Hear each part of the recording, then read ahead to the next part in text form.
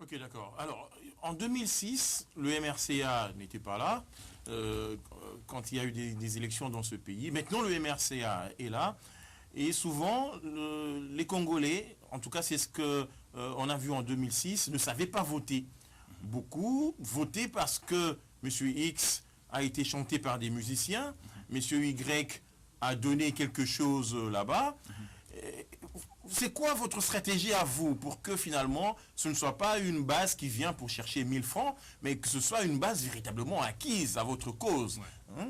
Vous faites quoi? C'est quoi votre stratégie? D'abord, la population est conscientisée. Oui. Comme nous sommes implantés par cellules, cela nous facilite le commandement.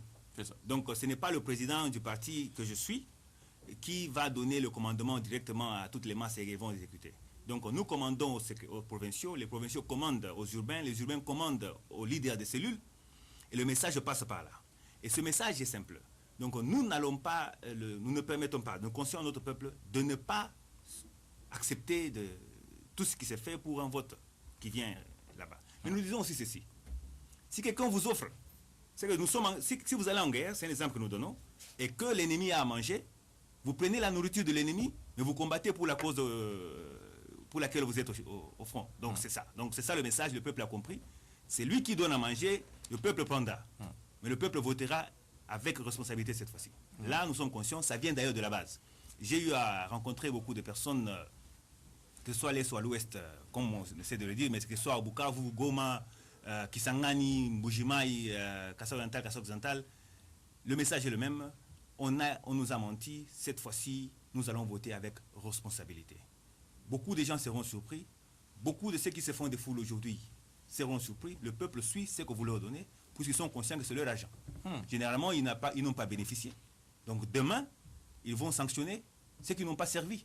Puisque nous ne devons pas oublier que le peuple donne un mandat politique aux dirigeants que nous sommes.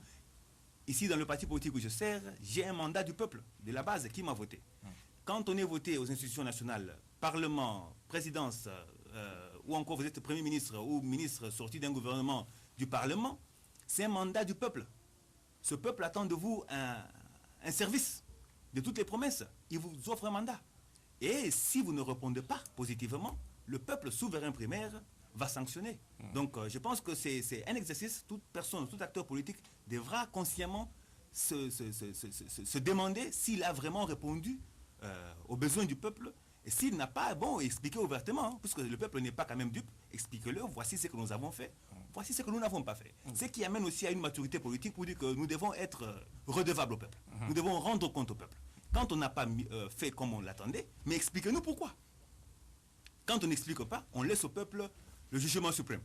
Voilà un peu ce qui se fera si les dirigeants politiques, les acteurs politiques aujourd'hui n'arrivent pas à s'expliquer comme il le faut. Bien entendu. Alors, il est vrai que beaucoup sont allés là-bas aussi, avant les élections de 2006, pour tenter de pousser ce peuple-là à s'enrôler massivement, à élire leur candidat. Et après, ils ont disparu. Après, on les a plus revus. Et finalement, ce sont des situations qui peuvent créer de la déception, du dégoût auprès de ces populations-là. Mais là, on vous voit quand même, à travers votre tournée, avec des bains de foule, il y a des gens qui viennent nombreux, ainsi de suite.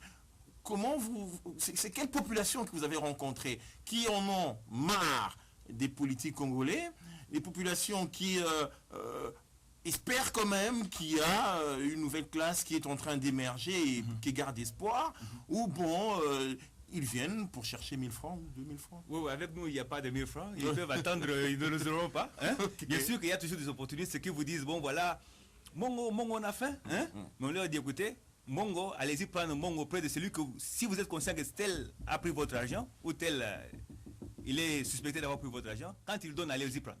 Mais nous, on n'a pas de Mongo à donner parce qu'on n'a pas pris votre argent. Okay?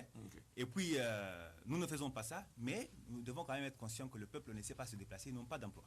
Donc nous disposons des moyens de transport. Nous louons des camions, ça dépend des circonstances, des camions ou des bus qui peuvent ramener ce peuple au lieu du rendez-vous. Là, nous le faisons. Mais nous ne distribuons pas l'argent. Nous n'en avons pas. C'est le peuple qui contribue l'argent qui nous aide à louer les bus. Donc on ne peut pas lui distribuer la même somme d'argent qu'il nous donne. Donc de ce point-là, c'est vraiment... Alors ce peuple qui chante là, c'est parce qu'il a...